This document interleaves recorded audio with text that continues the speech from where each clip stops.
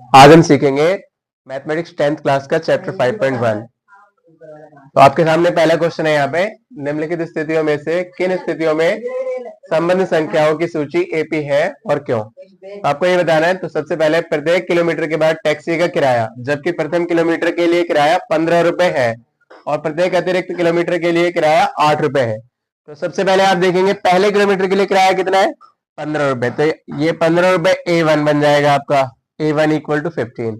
अब इसके बाद हर किलोमीटर पे आप 8-8 रुपए ऐड करते चले जाएंगे। तो A2 कितना बन जाएगा आपका, A2 हो जाएगा 15 प्लस 8। A3 15 प्लस 8 जब आप जोड़ेंगे तो ये 23 हो जाएगा। ऐसे ही आप A3 निकालेंगे। तो A3 के लिए क्या करेंगे आप 23 में फिर आप 8 रुपए जोड़ेंगे। तो 23 प्लस में 8 31 रुपए हो जाएगा। इसमें फिर एक बार आप 8 रुपए जोड़ेंगे, A4 निकालेंगे तो 31 प्लस 8 39 रुपए।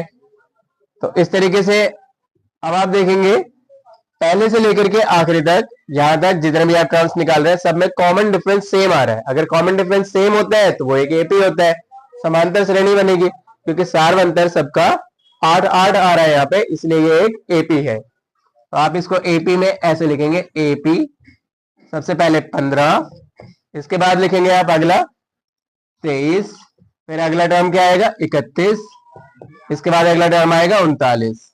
तो इस तरीके से आप देखेंगे एक एपी बनती चली जाएगी। तो इससे कहेंगे हम कि ये एक एपी है।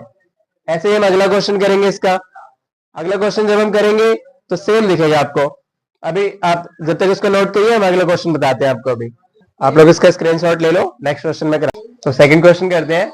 किसी बेलन में उपस्थित हवा की मात्रा जबकि वायु निकालने वाला पंप प्रत्येक बार बेलन की शेष हवा का 1/4 भाग बाहर निकाल देता है। तो यहां से हम करना शुरू करते हैं इसको। माना बेलन में हवा की मात्रा 16 केजी, हम 16 केजी मान के चलते ताकि 1/4 से 4 से 16 आराम से कट जाए। तो आपने 16 का 1/4 भाग बाहर निकाला, तो बाहर निकालने पे शेष हवा कितनी हो जाएगी, 16 गुणा 1/4, तो यह आ जाएगा 4। तो 16 में से आपने 4 माइनस किया तो 12 केजी हवा बची इस बार। अगली बार हम क्या करेंगे, 12 का 1/4 करेंगे तो 3 आएगा। तो 12 में से 3 माइनस करोगे 9 केजी हवा बचेगी। तो यहां आपको दिख जाएगा, दो ही स्टेप्स में आपको पता चल जाएगा कि कॉमन डिफरेंस सेम नहीं है, बराबर नहीं है, इसीलिए ये एक एपी नहीं होगा। सभी पदों में सार्वंतर डी समान नहीं है, इसलिए यह एक एपी नहीं है। आप देखेंगे पहले आया था 16, फिर आएगा इसके बाद 12, फिर आया 9। तो 16 से 12 के बीच में 4 का गैप, 12 से 9 के बीच में 3 का गैप आ रहा है, इसलिए यह एक एपी नहीं है। अगला क्वेश्चन इसे नोट करो, अगला क्वेश्चन समझाता हूं मैं। चलो आप शुरू करते हैं तीसरा क्वेश्चन। तो तीसरा क्वेश्चन में जैसे लिखा है, प्रत्येक मीटर की खुदाई के बाद एक कुआं खोदने में आई लागत, जबकि प्रथम मीटर खुदाई की लागत 150 रुपए है। अगर पहले मीटर की 150 रुपए है और बाद में हर मीटर के बाद, एक मीटर खोदने के बाद 50 रुपए लागत बढ़ते चली जाती है। तो मान लो पहला मीटर जो है, पहला मीटर की लागत ला रही है 150 रुपए, फिर इसके बाद 50 रुपए बढ़ जाएगा तो 200 रुपए आ जाना है। इसके बाद फिर 50 रुपए बढ़ जाएगा तो 250 रुपए आ जाएगा। उसके बाद फिर 50 रुपए बढ़ेगा तो 300 रुपए आ जाएगा। तो आप इस तरीके से देखेंगे कि सब में क्या आप कॉमन डिफरेंस सेम देख रहे हैं। 200 में से 150 माइनस करो 50 आ जाएगा, 250 में से 200 माइनस करो 50 आ जाएगा, 300 में से 250 माइनस करो यहां भी 50 आ जाएगा।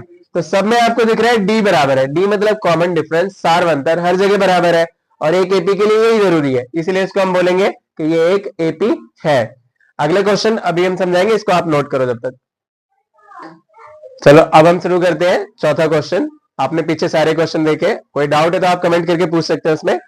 अगला क्वेश्चन में देखो, खाते में प्रत्येक वर्ष मिश्र धन होता है अमाउंट, ब्याज मिलने के बाद प्रिंसिपल अमाउंट में जब आप ब्याज जोड़ देते हो तो मिश्र धन बनता है। जबकि 10,000 रुपए है खाते में प्रत्येक वर्ष मिश्र धन, जबकि 10,000 रुपए की राशि 8% वार्षिक दर से चक्रवृद्धि ब्याज पर जमा की जाती है। अब चक्रवृद्धि ब्याज जो होता है वो साधारण ब्याज से अलग होता है। साधारण ब्याज में हर वर्ष ब्याज समान होता है, मूलधन पे ब्याज लगता है, लेकिन चक्रवृद्धि ब्याज में हर वर्ष जो आपको ब्याज मिलेगा उस पर भी ब्याज लगेगा, तो वो होता है चक्रवृद्धि ब्याज। तो पहले वर्ष का अगर आप देखेंगे 10,000 रुपए में पहले वर्ष का ब्याज आएगा 800 रुपए, जोड़ने पे 10,800 रुपए बना मिश्र धन।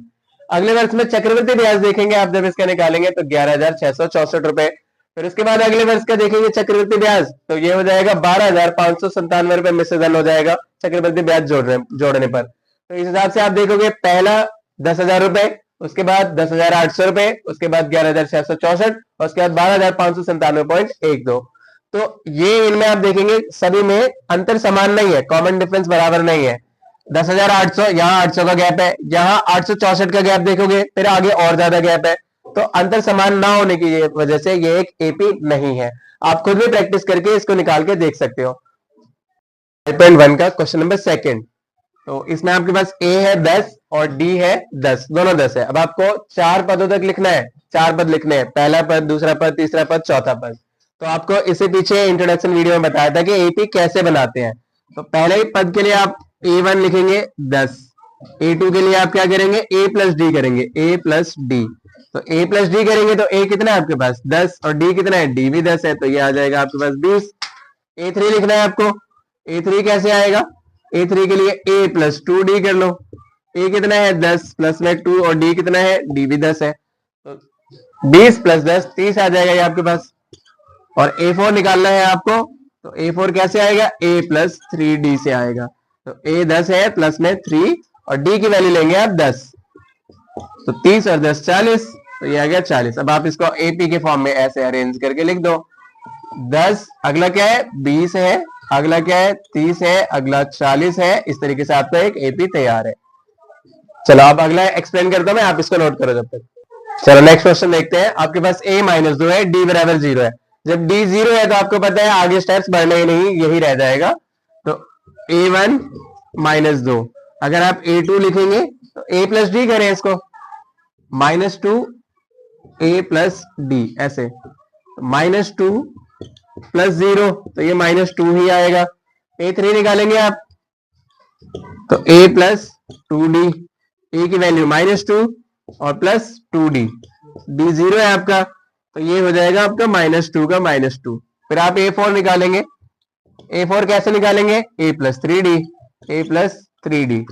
तो भाई A की वैल्यू कितनी है आपके पास, आप यहां देखेंगे A की वैल्यू -2 है, प्लस 3 और D की वैल्यू 0, तो ये भी 0 हो गया, 0 -2 का -2 आ गया ये। फिर आप देखेंगे A4 इस तरीके से आप अरेंज कर लेंगे इसको, -2, फिर इसके बाद -2, तो ये पूरा AP इस तरीके से, इसमें कॉमन डिफरेंस 0 होता है, इसलिए सारे टर्म सेम होंगे। चलो नेक्स्ट क्वेश्चन करते हैं अब हम। चलो ये आपका तीसरा क्वेश्चन है, सेकंड का थर्ड पार्ट। तो A आपके पास 4 है, D -3 है, A की वैल्यू 4 ले लिया आपने, A2 लिखना है A प्लस डी। A आपके पास 4 है, प्लस करो भाई D -3, तो प्लस माइनस आप देखेंगे भाई माइनस हो जाएगा, 4 में से 3 माइनस करेंगे तो 1 आ जाएगा। यहाँ फिर A plus 2D third term के लिए A प्लस 2 और D की वैल्यू -3, तो -6 प्लस 4, तो प्लस माइनस माइनस हो जाएगा, ये -2 आ जाएगा अब आपके पास। इसके बाद देखो A4 निकालना है आपको, तो A4 के लिए A प्लस में 3D ऐसे, तो A की वैल्यू आपने ली 4 और 3D में यहां वैल्यू पुट कर लो बस, -3, 3 3 या 9, 9 माइनस 4 करोगे, माइनस 9 में से 4 ऐड किया आपने, तो ये माइनस का 5 आ जाएगा। तो इस तरीके से आपका AP बन जाएगा 4 1 -2 -5, ये बन गया आपका AP। चलो नेक्स्ट क्वेश्चन के लिए आप देखते हैं। चलो अब हम करते हैं क्वेश्चन नंबर 4। A आपके पास -1 है और D 1/2 है, तो A की वैल्यू -1 आ गई। A2 निकालेंगे आप, -1 प्लस 1/2, इसको आप सॉल्व करेंगे फ्रैक्शन की तरह, 2 1 2 -2 प्लस 1, तो -1/2 आ जाएगा ये।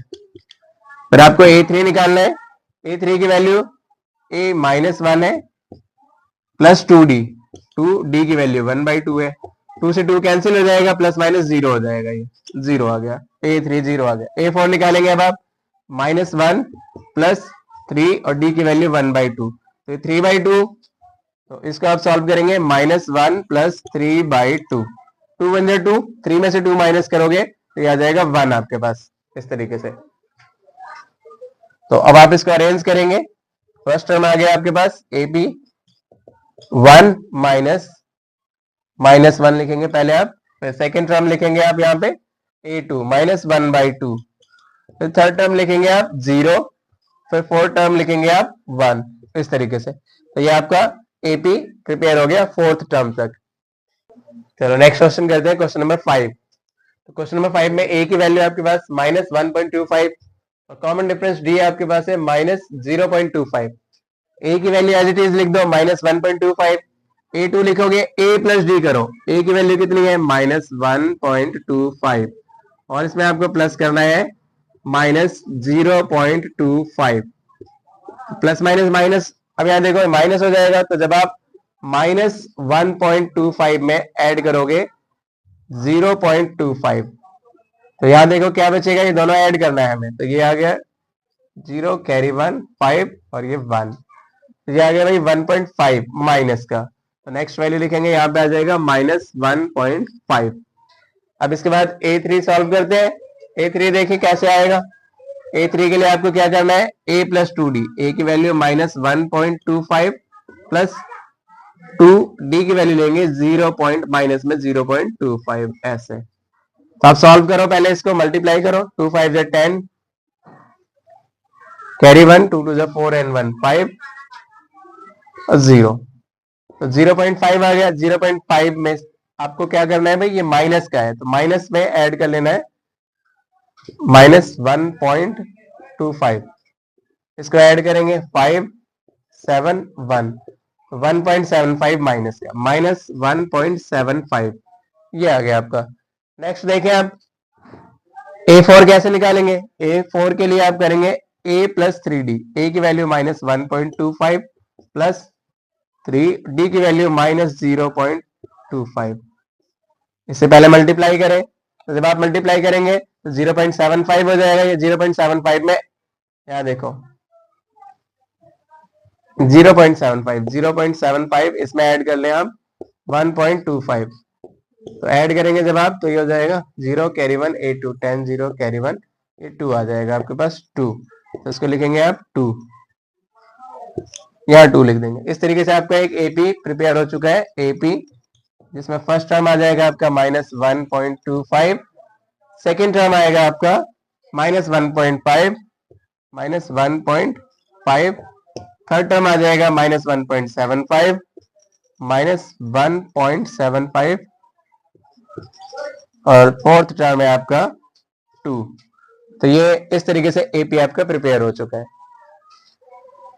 तो आपने इन क्वेश्चनों को देखा, थैंक यू, और प्रैक्टिस करते रहिए। अगर कोई डाउट है तो कमेंट में